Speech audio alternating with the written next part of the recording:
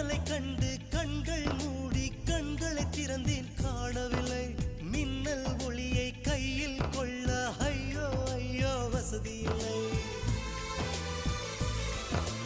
என்னை நோக்கி சிந்திய மழை